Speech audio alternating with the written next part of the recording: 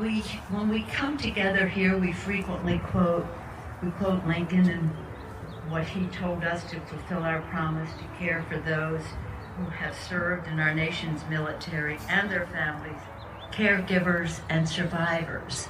And one other thing I want to report to you, in addition to our travels to Normandy, is that in the past couple of years we passed the PACT Act, and then now it is coming to fruition. It's not just about passing a bill under the leadership of Joe Biden, it's about the implementation of it. Many of you know that this was necessary because millions of our veterans were affected by burn pits. And this legislation enabled them to just immediately qualify for benefits. And nearly 1 million already have. Another million are in line to qualify, but several 100,000 have already received their benefits. And on top of that, several 1,000 veterans have showed up at the VA who never showed up before, like 750,000.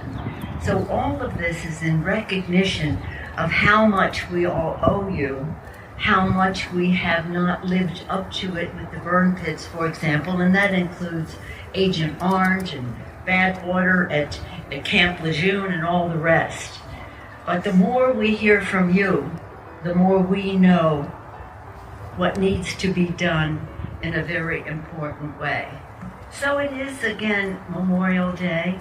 It's a day when we honor those who lost their lives. It's also a day when we recognize the service of our veterans. I know there are many veterans here today. You don't have to wave, but we can cheer you to our veterans who are here today. And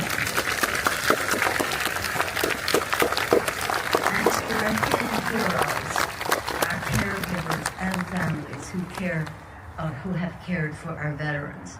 So we have a lot to be grateful for. Today I have on my topic, but I usually have on this pin. And since I mentioned Lincoln, I'll refer to him again. This is a pin that I usually wear, and on it says, "One nation, one destiny." And one country, one destiny. This was what was embroidered in Lincoln's coat the night he died. He probably wore that coat all the time because it looked very familiar. One country, one destiny. And when we see this beautiful flag and we pledge to it, we have the national anthem.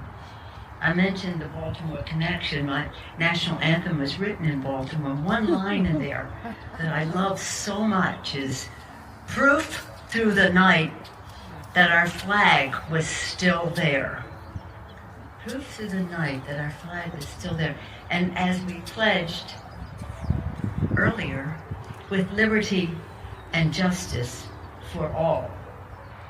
So we have to work together, to come together, one nation, one destiny, to honor the vision of our founders, the aspiration of our children, and the sacrifice of our men and women in uniform. May we all be committed to working together